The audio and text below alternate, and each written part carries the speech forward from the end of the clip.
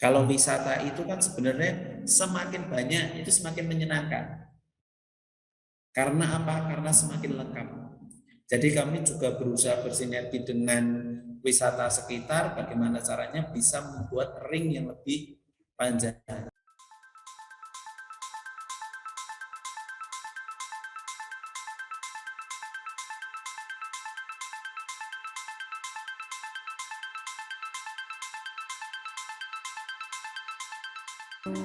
Akan berkunjung lama Pak ya untuk kami misalkan saya gitu Pak ya berkunjung ke Giri Layu. Saya bisa menikmati seluruh hal yang menghibur saya itu menghabiskan berapa lama ya Pak di Giri Layu ya? 1 hari apa harus nginep 2-3 hari begitu Pak? Ya paling tidak 1 hari. Karena apa? Di sini yang kami jaga kan budaya. Wisatanya bukan cuma wisata alam. Kalau untuk alam misalnya saja kami dengan kearifan lokalnya, kalau kami mengarah ke pembangunan masih kami arahkan merancang ke depannya. Kalau untuk pembangunan kan tidak dipungkiri membutuhkan pembiayaan yang besar, apalagi desa wisata. Desa wisata itu merupakan bangunan berjalan. Ada dana sedikit, ya bisa dipakai, dana banyak ya bisa dipakai, lebih banyak yang bisa dipakai, kan itu. Nah di sini yang lebih kami usahakan itu menjaga wellness tourismnya, kearifan lokalnya, apa yang ada di Giri Layu itu bisa menjadikan sebuah kemasan wisata. Jadi misalnya kalau ada pengunjung, ibu, oh datang, ini saya mau menikmati apa atau yang menjadi khas di Giri Layu dan tidak ada di tempat lain, gitu. Nah, misalnya saja datang, kemudian yang utama tetap kami suguhkan itu tentang batiknya, tentang proses batik dan lain sebagainya. Kemudian kalau untuk wisata religinya nanti kami arahkan untuk bersama-sama ke atas untuk ke makam raja, istilahnya berziarah itu, makam raja Mangkunegoro 1, 2, 3, kan itu. Ada juga ke makam Astana Giribangun, di situ makam Presiden Soeharto dan Putin, itu menjadikan sebuah satu alur ring gitu.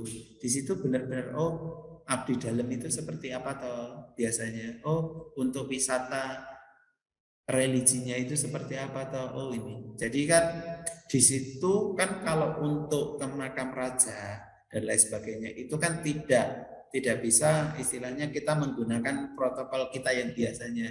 Paling tidak oh di sana memakai ini, arahnya ke sini. Kemudian urutannya seperti ini. Kemudian sama di yang ini kan dijelaskan gitu. Bahkan kalau di sini kan ada, kalau kami kan melewati sungai kecil. Sungai kecil itu kalau untuk kami biasanya kami ajak. Jadi kalau kami kan kalau untuk pembangunan kan membutuhkan sebuah hal sendiri ya. Kami langsung mengajak untuk wisatawan yang hadir itu kami, yuk wisatanya belum kali. Jadi di situ ada sungai, ya udah kita main apa adanya. Karena apa? Tidak dipungkiri sekarang itu yang di kota-kota itu kalau mereka melihat bangunan yang megah, bangunan yang bagus itu kan sudah biasa.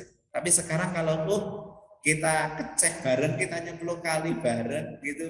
Walaupun memang kalinya keadaannya seperti itu, tapi luar biasa animo masyarakat. Misalnya saja untuk Lebaran kemarin ada beberapa itu yang minta diantarkan ke sungai itu. Mereka sama anak-anaknya, oh kecek gitu, itu sebuah hal yang menyenangkan luar biasa. Ya Pak, di sana jumlah ada hotel Pak atau homestay Pak kalau di desa wisata situ Pak? Kalau di situ biasanya kalau untuk hotel kami arahkan ke Tawamangu juga. Karena kami kan berdekatan dengan arah Tawamangu. Jadi di satu sisi kami menjaga edukasinya. Kalau untuk wisata alam, kami kan tidak memungkiri dengan apa yang ada di kami. Itu kan masih butuh banyak sinergi. Jadi maka dari itu banyaknya muncul tempat wisata yang ada di Desa Girilayu itu bukan menjadikan kompetitor, malah jadi pelengkap gitu.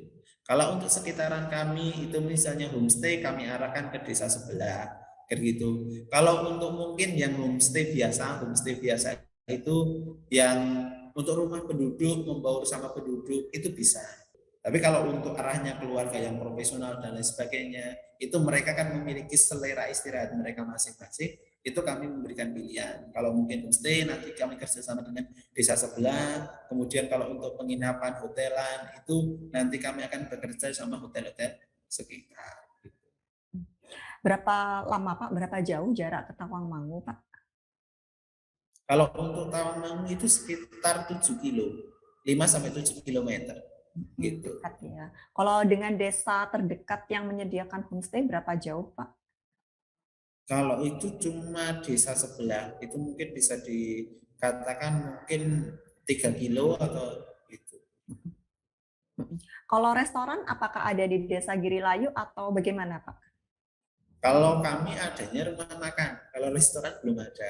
Itu menjadi PR buat kami juga karena apa? Tidak dipungkiri kalau untuk berwisata itu pertama ada yang mereka lihat, itu ada yang mereka rasakan, kemudian ada yang mereka makan, ada yang mereka bawa pulang.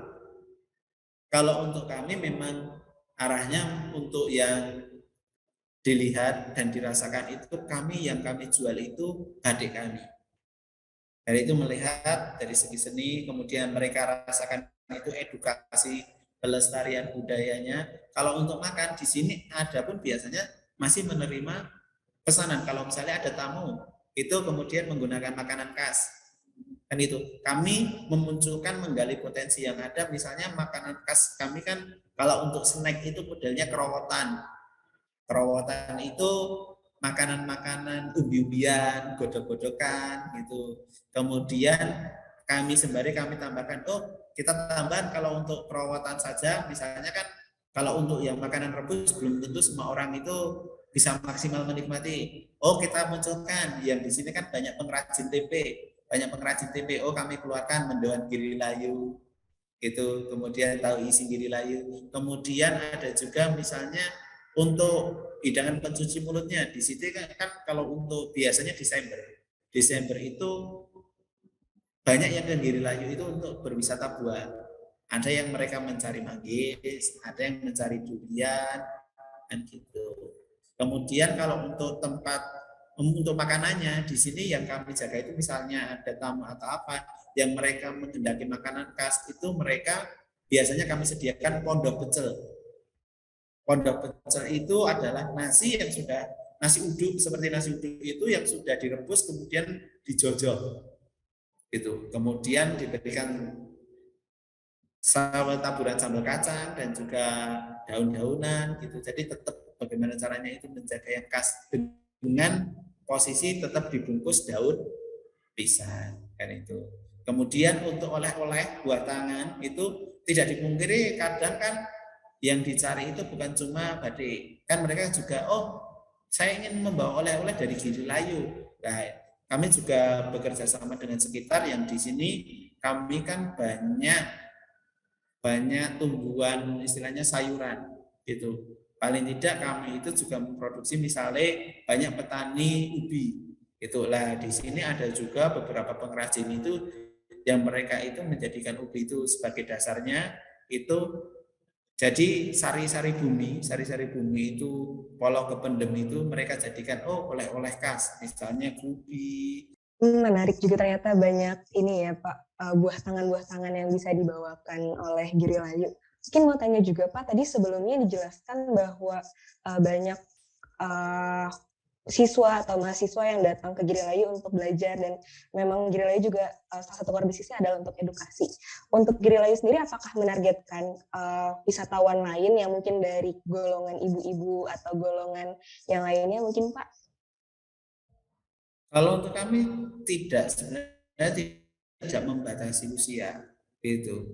Sekali lagi di sini sebagai wellness tourism itu yang kami arahkan itu terutama bagi keluarga-keluarga yang sudah mulai jenuh di kota kan gitu. Yuk kita main ke desa. Desa itu kearifan lokalnya seperti ini loh. Desa itu seperti ini adanya loh. Jadi benar-benar menikmati yang ada di desa ini seperti ini. Klasik mungkin di masyarakatnya ada apa kan gitu. Kalau untuk arah misalnya pemasarannya sebenarnya kami tidak cuma membatasi pada segmen tertentu. Tapi kalau untuk sekarang ini, segmen yang sedang terbuka lebar itu adalah segmen pendidikan. Kan itu. Pertama menjaga generasi, kedua pasar sedang tersedia. Gitu. Kemudian arah nanti kami ke depannya itu juga tidak dipungkiri mulai menerima magang-magang baru. Misalnya dari daerah lain pun ada ibu-ibu yang mau magang, kami persilakan. Mungkin tadi juga sempat dijelaskan ya untuk memasarkan ini salah satu caranya lewat pameran. Mungkin boleh dijelaskan juga Pak, mungkin ada cara lain kalau misalnya secara offline, misal melalui brosur atau koran, atau secara online ada sosial media apa aja yang dipunyai oleh Girilayu? Kalau yang sedang dibangun itu tentang media sosial melalui Instagram, Facebook itu sedang kami godok dengan baik. Kami usahakan bagaimana caranya agar bisa tersentuh ke luar. Kemudian sebenarnya untuk pemasaran yang paling cepat itu kan di WA gitu. Kalau untuk offline kami mulai bekerja sama misalnya dengan hotel-hotel sekitar itu agar kami bisa menitipkan produknya gitu. Jadi di hotel-hotel sekitar itu sudah mulai bekerja sama. Oh, ini ada produk Giri Layu, bisa dititipkan di sini kan gitu. Untuk store-store offline itu. Kemudian kalau untuk pameran, pameran tetap yang terutama setiap kali ada di lingkungan daerah Solo Raya akan kami ikuti. Karena itu sebagai bentuk pengenalan juga dan juga menambah jaringan gitu. Ya, Pak, eh, saya sedikit curhat Pak ini ya. Eh, Kamis, Kamis itu Pak, anak saya kan SD tuh Pak, anak saya itu SD. Terus Kamis itu mau ada kegiatan membatik Pak di sekolah, di sekolah. Jadi anak-anak kan pulang cerita, katanya suruh ditinta. Tintanya ini nanti disuruh ngerebus Pak, setelah ngerebus, kemudian dimasukin botol aqua. Mungkin maksudnya malam itu mungkin Pak ya, saya nggak tahu, bingung saya Pak. Jadi direbus, kemudian bawa ke sekolah, terus beli kainnya pun khusus gitu istilahnya, ada istilah tersendiri, ribet lah gitu ya. Jadi saya jadi kepikiran gitu, kalau seandainya gitu ya, seandainya tahu lebih awal gitu, mungkin saya akan bisa ngusulkan itu ke sekolah, naik bis sama-sama ke Giri Layu gitu ya, terus di sana batik bareng, diajari oleh yang memang senior pembatik gitu kan, alangkah Pak ya, alangkah menariknya begitu. Nah, selama ini kalau apa Pak, wisata SD itu melihat apa ya, melihat paling ke Batu, melihat gunung gitu ya, sering lah. Kita yang berulang-ulang begitu. Tapi kalau seandainya tahu gitu ke Desa Badik, kemudian ada paket wisata untuk anak SD, anak SMP begitu. Pak, saya pikir memang masih pasar sangat potensial ini mungkin Pak. Nanti setiap kelas kan setiap tahun akan ada adik kelasnya begitu lagi, adik kelasnya begitu lagi.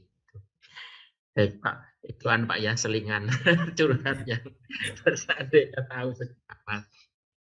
Pak, tadi kan Pak Nanang menyampaikan kalau rame jadi masalah, sepi juga jadi masalah, begitu Pak ya. Nah di wisata ini kan seringkali kalau musim liburan itu rame, ya Pak, liburan rame, kemudian musim tidak liburan itu sepi begitu. Nah, apa Desa Girilayu ada kiat-kiat khusus Pak supaya ketika tidak musim liburan itu walaupun sepi tidak begitu sepi gitu. Gimana Pak? Ada kiat-kiat khusus yang sudah dilakukan oleh Desa Girilayu Pak? Kalau kami di sini menekankan yang pertama itu kepada semua ibu-ibu. Setiap kali ada yang kendala terjadi, itu kita tetap harus berkarya. Karena apa? Karena misalnya waktu itu sepi. Waktu itu sepi adalah sebenarnya momen-momen untuk menyiapkan banyak produk. Kalau tidak dipungkiri lagi, di satu sisi yang perlu kami siapkan itu adalah sebuah hal di desa dan lain sebagainya itu kami harus mempunyai sebuah core bisnis, beberapa core bisnis yang itu bisa menunjang operasional. Soalnya tidak dipungkiri setiap keberjalanannya itu kan membutuhkan paling tidak bisa dikatakan dana. Nah, di situ kami sudah memulai memilah kenapa kami mengambil core bisnis melalui edukasi pendidikan itu menjadikan core yang bisa berkesinambungan. Itu bisa dikatakan, oh ini nanti kalau ada pemasukan bisa kita buat operasional. Sembari apa? Sembari menjaga semangat ibu-ibu agar bisa selalu berkarya. Gitu. Jadi sepi itu bisa dikatakan, wah kok badekku hendak keluar-keluar kan gitu. Pak, kalau misalkan kami mau kunjungan anak SD gitu Pak ya, misal anak SD 40 anak sama guru dan wali murid berarti sekitar 80-an gitu Pak ya. Itu apa Desa Grilai sudah punya Pak, semacam apa ya? Apa Pak nyebutnya? Sanggar, apa pelatihan gitu. Misalkan kami kesananya tuh ingin batik bareng gitu, pengen dilatih, pengen dijelaskan batik itu apa, terus Mangkunegaran dan macam-macam tugasnya apa, terus kami praktek itu sudah siap ya Pak tempatnya atau belum? Kalau kami siap. Siap ya. Jadi yang kami fokuskan memang ini bagaimana caranya menarik itu. Jadi kami sudah mulai membuka, kalau dulu sebelum corona kan sudah ada, untuk edukasi kami sudah menerima misalnya kunjungan dari anak TK, kunjungan SD dan lain sebagainya. Nah kalau ini kan apalagi setelah corona ini kita mulai new normal, lah ini kami malah bagaimana caranya agar banyak yang datang gitu. Jadi misalnya ada anak sama ibunya dan lain sebagainya, itu nanti bisa istilahnya menyesuaikan paket kebutuhannya. Misalnya kalau kami buka, oh paket edukasi batik itu sama kayaknya membuat sapu tangan sampai selesai dan lain sebagainya. Itu misalnya mulai start dari 40.000. Oh itu sudah mulai bisa. Kemudian kalau ada, ini nanti sekalian mau carikan untuk makan siangnya dan lain sebagainya. Kami juga memberikan beberapa pilihan. Mau cari yang lokal seperti tadi kearifan lokal. Oh ini makannya pada pecel, kemudian snacknya kerawatan sama gorengan, kemudian minumnya teh serai khas Girilayu, dan itu oh bisa. Kemudian kalaupun misal oh ini karena kami nggak mau ribet, kami cari bobokan, oh bisa. Gitu. Jadi menyesuaikan kebutuhan. Gitu. Jadi kami malah ini sedang berdoa berharap agar apa? Agar ibu-ibu itu bisa melestarikan budayanya dengan cara melatih adik-adik itu.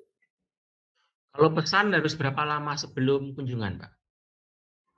Kalau pesan tidak ada batas waktu, yang paling tidak itu H-2 atau H-1. Gitu. Jadi kami sekarang itu bagaimana caranya agar tidak menolak. Ada rezeki yang datang, ada silaturahmi yang datang, kenapa kami harus menolak? Gitu. Jadi, oh H-1 siap, kami mau berkunjung. Oke, yang dikersakin apa mawon gitu. Kami ada hal-hal, oh ini nanti anak-anak mau diajari membatik, tetap pokoknya edukasi dan pengenalan batik itu kan nomor satu. Kemudian habis itu biar ada tambahan kegiatan, mau cari apa kan itu. Oh mau diajak ke Astana Gili Bangun, oh bisa. Oh mau diajak nyemplung ke sungai, oh bisa kan gitu. Oh mau diajak ke tempat-tempat pembuatan pengolahan produksi atau mungkin pengrajin tertentu bisa kan itu. Jadi kami sedang bekerja sama dengan lingkungan sekitar agar apa? Agar desa Badik ini menjadi desa yang kuat. Desa yang kuat itu bukan cuma satu tim paguyuban saja, tapi seluruh masyarakat ini bisa saling berkolaborasi, bersinergi. Karena dalam desa wisata itu, dalam satu tubuh itu bukan kompetitor, tapi saling mendukung, mensupport. Jadi nanti kalau Bapak bisa berkunjung sama keluarga atau apa, ngabari saja bisa gitu. Tidak pun edukasi pun kami juga menerima. Pokoknya segala jenis silaturahmi yang bersama kami tidak menutup peluang, tidak menutup kemungkinan. Oh monggo, ada kenalan, ada dari dinas, ada dari perseorangan pun mau mampir monggo. Mau diantar kemana siap kan gitu. Mau beli tidak mau beli, walaupun tidak dipungkiri harapan kami itu, bicaranya setiap orang yang datang itu beli. Saya tuh sering Mbak ke Tawangmangu tuh ya bisa dianggap sering banget lah ke Tawangmangu. Main aja Pak ke sana tuh sering gitu.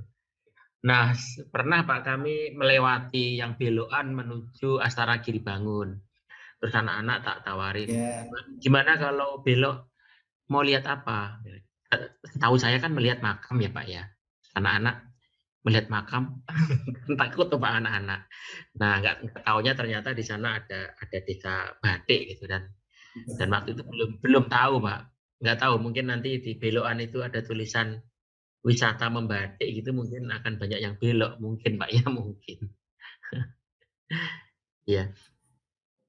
kalau itu Ini sekarang alhamdulillah sudah mulai dibangun. Itu kan kemarin kami mendapat masukan persis seperti yang Bapak katakan. Kok nggak ada penunjuk arahnya Mas? Gitu. Neng ini apa ada? Nah, sekarang sudah mulai ditambahi, itu sudah mulai ada papan nama, ada tugu, kemudian arah, kemudian yang sedang berusaha kami siapkan itu agar setiap tempat workshop yang menjadi tujuan itu bagaimana caranya agar bisa menjadi tempat yang standar untuk pelatihan kan itu. Soalnya kan bukan cuma satu tempat yang kami siapkan. Jadi bagaimana caranya nanti ke depan ada satu orang mau belajar siap, dua orang mau belajar siap, tiga orang mau belajar siap, satu keluarga siap, satu rumah siap, ya kan? Kemudian satu RT, satu RW, satu kampung itu siap kami terima dengan baik. Gitu. Jadi ini kami sedang berusaha menjaga standar kami, berusaha menjaga istilahnya SOP kami agar apa? Agar setiap yang datang ke Girilayu itu bisa merasa nyaman. Ini loh di kampung yang nyaman itu seperti ini. Ini loh wellness tourism itu. ya Pak, ini kan tadi sudah ya sangat banyak yang kita tanyakan. Informasinya juga banyak gitu. Cuman begini Pak, kami masih pengen tahu mungkin kan Pak ya desa-desa sebenarnya banyak gitu desa wisata yang berpotensi untuk dikembangkan menjadi desa wisata entah karena alamnya, kebudayaannya, mungkin makanan gitu ya.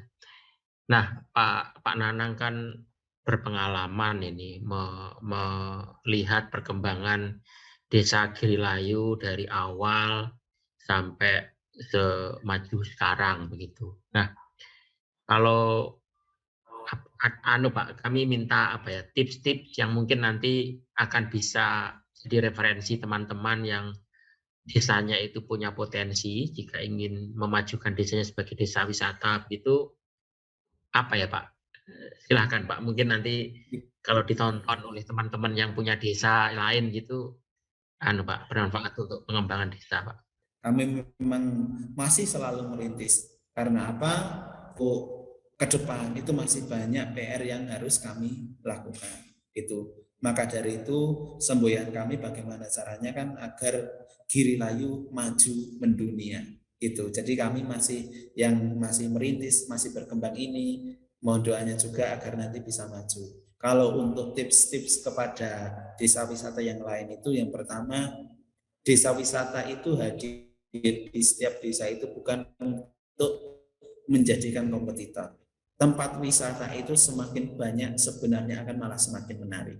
Bukan ajang untuk kita untuk istilahnya membunuh kompetitor kita, enggak. Kalau dalam wisata kita bagaimana caranya bisa saling bahu membahu, bisa saling menguatkan dengan kelompok yang lain. Bahkan apa yang mereka miliki itu bisa kita support, bisa kita dukung, bisa saling kita lengkapi. Kemudian dalam hal pembangunan desa wisata, satu hal yang perlu digarisbawahi adalah bagaimana caranya kita senantiasa untuk mengumpulkan lokal leader, mengumpulkan tim. Itu. Dan juga kita tidak bisa memaksakan untuk misalnya dalam hal rintisan itu banyak orang itu untuk mereka aktif semua, tidak. Pasti akan terjadi seleksi alam. Itu tidak dipungkiri. Tapi kita yang memiliki semangat utama, kita yang memiliki sebuah niat yang baik untuk masyarakat itu bagaimana caranya tetap kuat, bagaimana caranya tetap semangat gitu. Jadi ada 1-2 orang yang mungkin keluar masuk dalam organisasi itu biasa. Kemudian ada juga misalnya problema, oh ini ada kendala, oh ini ada kendala lagi, kendala satu selesai muncul kendala lain lagi. Itu tidak dipungkiri, itu hal yang umum, hal yang lumrah. Karena setiap daerah itu memiliki pertama adatnya masing-masing, kedua itu memiliki pola pikirnya masing-masing. Bahkan dalam satu tim pun ada perbedaan pendapat, itu hal yang lumrah. Tapi untuk apa? Sekali lagi bagi kita yang berada di ujung tombak ini, bagaimana caranya kita tetap menjaga semangat, kemudian tidak lupa kita selalu menyemangati anggota tim yang menjadi sinergi kita agar selalu berkarya. Baik, Pak Nanang, kami sudah mendapatkan banyak informasi yang sangat bermanfaat, tidak hanya bagi kami saja yang sebagai interviewer, Pak ya, tapi juga para pendengar dan penonton LSCM Podcast. Sekali lagi terima kasih banyak Pak Nanang atas waktunya, segala informasi yang telah disampaikan pada hari ini, dan kami yakin ini akan sangat bermanfaat untuk semuanya, begitu Pak ya, sebagai semua pendengar LSCM Podcast. Mengakhiri episode kali ini, kami mengucapkan terima kasih untuk penggemar setia LSCM Podcast. Jangan lupa untuk follow sosial media kami di @lscmlab untuk Instagram, dan jangan lupa untuk subscribe serta nyalakan lonceng notifikasi pada channel YouTube kami di LSCM Lab agar tidak ketinggalan dengan konten terbaru kami. Apabila pendengar setia LSCM Podcast ingin mempelajari lebih jauh tentang Desa Wisata Batik Girilayu Karanganyar, juga bisa langsung mengunjungi sosial media dari Desa Batik Girilayu Karanganyar yang detailnya kami taruh di kolom deskripsi. Terima kasih, sampai ketemu di episode berikutnya.